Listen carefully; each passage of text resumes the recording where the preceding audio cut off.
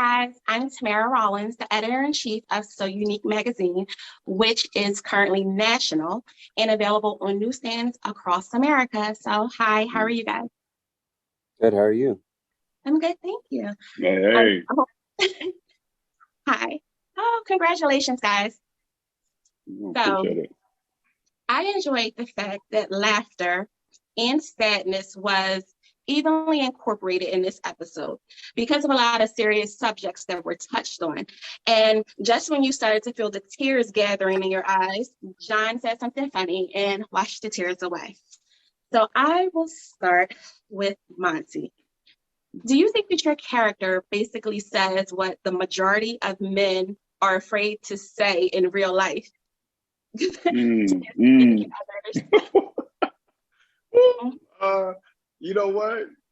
Using choice words, I guess I don't know the majority of men, but many men.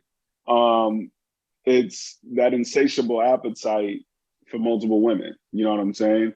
Whether you can say that's a natural thing to men, whether you can say that's just society giving men passes where women don't have it, whatever you want to say it, a lot of dudes, do like that. You know what I'm saying? A lot of dudes feel like that because I feel like, now this is speaking from a cisgendered heterosexual male perspective. Let me get that.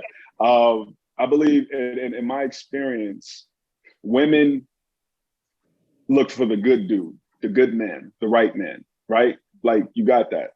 For a lot of us dudes, you can have everything on that list, but if you ain't got that little extra, we don't want to settle down with you. And I know many women where if a dude just doesn't mess up, she would marry him. There could be a woman that give you everything, but if you ain't got that little something extra, for a lot of dudes, it takes a very specific, special kind of woman to make us go, you know what? I'm gonna forsake all other women. You know what I mean? As opposed to women, it's like you get to a certain point, and if it's a good dude, he could be the one, long as he don't mess up. So I think a lot of dudes do feel that about struggling with monogamy, more so because it's habit. You know what I'm saying? Women can't just sleep around like dudes without getting a horrible reputation, and then nobody wants to wife you. Dudes, we can go through our player phase, through our whole phase, and still find a good girl and nothing is phase. So I think, many dudes feel that way, but at the same time, it's y'all ladies out there, y'all be passing up on the good ones because they ain't 6 feet, because they too nice or whatever. So some of y'all be passing up on a good dude because they too nice. So I just want to put that out there real quick. So I will say that I enjoyed the fact that you used the word insatiable. So that was a good way of putting it. And in a way, I agree with you. I think that women get to the point where they're just like, all right, well, if he meets 7 out of the 10 things that I need on this list, I'll just settle because I'm tired of looking. They get exhausted. Because society makes women feel like we have an expiration date. So, right. Like it starts to get to a certain point and I'm like, all right, whatever. So my question for you is, do you have faith in Bill? Do you think that he can remain faithful to just one woman? I have faith in Bill. Does Monty have faith in Bill? I think there's a part of me. There's no. I'm not gonna say faith. Monty has hope. Faith is too strong. Faith is too strong of a word for Bill. I have high hopes. I'm gonna leave it at that. I got high hopes. That's it. So I need to bring it down a little bit. I just reached too high. Faith, that's too strong of a word. We got high hopes. Okay. Well, this interview is going to go into the next issue of SoUneque magazine. So I'll let you guys know when it's available in the stores. And is there anything that you wanted to say to the viewers or your fans or anything so to be in print? Go ahead, Phil. Oh, well, thank you for watching, guys. We have more in store for you. We appreciate the support. Okay, and I do have a question for you. So Mike said that he became addicted to drugs while trying to keep up with a busy schedule, a hectic, work schedule and everything. And it can be trying to juggle day-to-day responsibilities. Do you think that viewers can relate to Mike's situation and issues, but are too afraid to say it out loud? I think absolutely. And I think everybody has addictions, and I don't think they're necessarily drugs, but Right. I feel everybody has something that they use to get away from the issues of their everyday life. And that's where I was coming from in playing Mike. I can absolutely understand the mounting pressures of wanting to be successful, wanting to do things the right way, and feeling like you're doing this balancing act that you can't necessarily keep up with.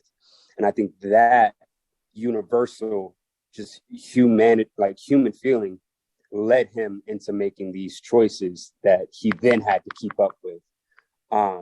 So yeah, I feel like a lot of people, I certainly can understand why he went the route that he went. And I'm just hoping that we get a chance to see him confront all of his issues, because I think it runs deeper than work and, trying to pay bills or something. I think it has a lot to do with his trauma and his past. And I hope we get a chance to see him confront those. And one last question. So when Mike is confronted, he lashes out. So do you think he feels as if he's being backed into a corner, or you think it's more of embarrassment, or both? Oh, I think it's absolutely both. I think Mike is the guy who's going to present himself as someone who has it all together. He has the answers. You need something, I got it. I don't need anything from you. I'm here to provide for you.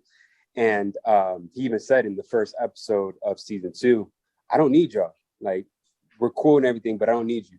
But I think that comes from trauma. I think being disappointed in other people, or being let down by somebody, which in the show, we get a little glimpse into his relationship with his mother. But again, I hope we get to dive more into that. But I think there's trauma that comes with the way Mike is, and he has to address it. Everybody has trauma that they need to address. So, I think it's a relatable issue. I found it funny that you said that. Well, not funny. It was very honest that you said people have a lot of different addictions. I've noticed that it can just be as simple as exercising. I know people who will exercise for hours straight. You're like going like full speed, or it may be caffeine, or it may be but like you said, they need that fix to get by, to help deal. Yeah. I was just talking about this yesterday. A lot of people don't like to take medication, so they find their own little ways to. You ever notice that people? A lot of people don't like to take medication, but they'll use street drugs.